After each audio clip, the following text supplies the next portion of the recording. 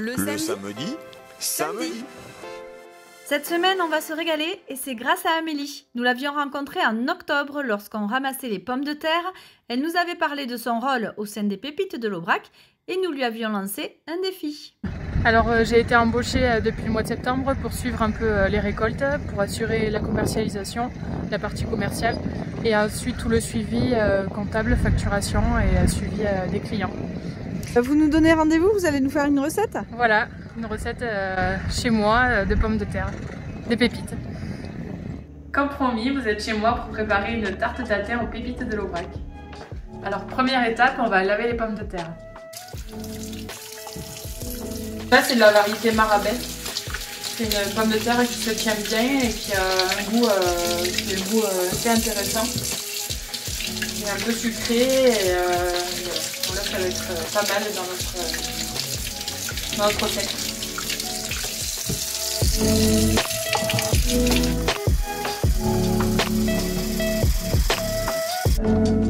Donc là on va faire cuire 25 minutes à peu près. Deuxième étape, on va préparer la pâte brisée. 250 g de farine, 125 g de beurre, coupé en dés. On va malaxer avec les mains. Ça va faire une poudre un peu comme le crumble quoi. Donc là on ajoute 3 centilitres d'eau et un œuf entier. Un peu de sel. Et là ça va faire une boule. Donc là on va mettre la pâte au frigo à peu près 20 minutes. Je la mets dans du papier pour qu'elle se sèche. Donc étape 3, on va préparer les oignons. Donc là je les coupe un peu grossièrement. Et après on va les faire cuire 5 minutes à peu près. On va les faire revenir avec un peu d'huile d'olive. Donc l'étape 4, on va préparer le moule. Donc on va découper un papier sulfurisé de la taille du fond du moule. Après voilà, moi j'ai pris un moule en verre, mais on peut prendre un moule à gâteau, ça marche aussi très bien. Étape 5, on va préparer le caramel avec du beurre et du sucre. Donc là on va peser 60 g de sucre.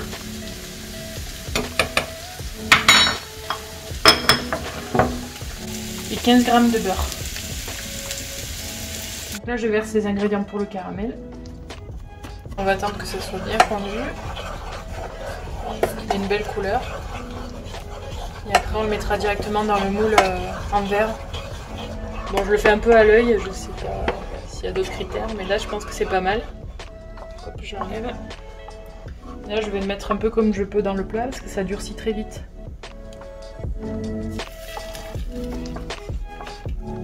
Là j'égoutte les pommes de terre. On va les couper pour que ce soit en 2 ou en 3 en fonction de la taille, pour que ça fasse un joli tapis sur le caramel. Étape 6, on dispose les pommes de terre sur le caramel et les oignons. C'est une recette originale qui permet de mettre en valeur ces grenailles. Pour ceux qui ne connaissent pas la définition d'une grenaille. C'est des pommes de terre de petit calibre.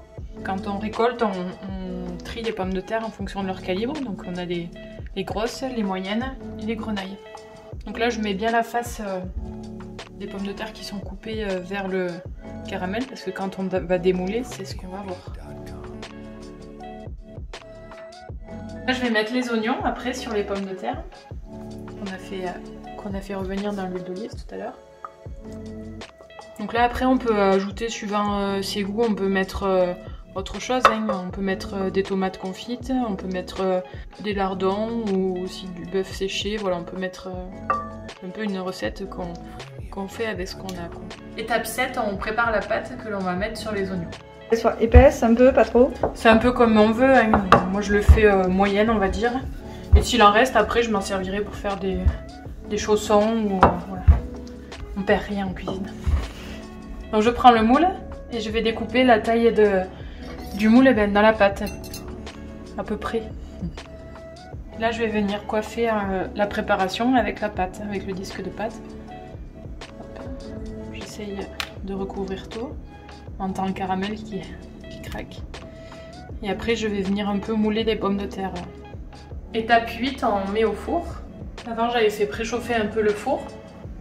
Donc là on va mettre au four à 200 degrés pendant 25 minutes. Et 15 minutes à 180. Voilà. Maintenant il ne reste plus qu'à faire la vaisselle.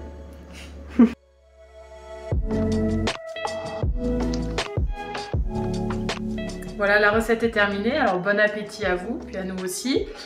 Vous pouvez nous retrouver sur notre Facebook Pépites de l'Aubrac, on met un peu les actualités des producteurs, des recettes aussi de temps en temps, et voilà, on montre un peu notre convivialité.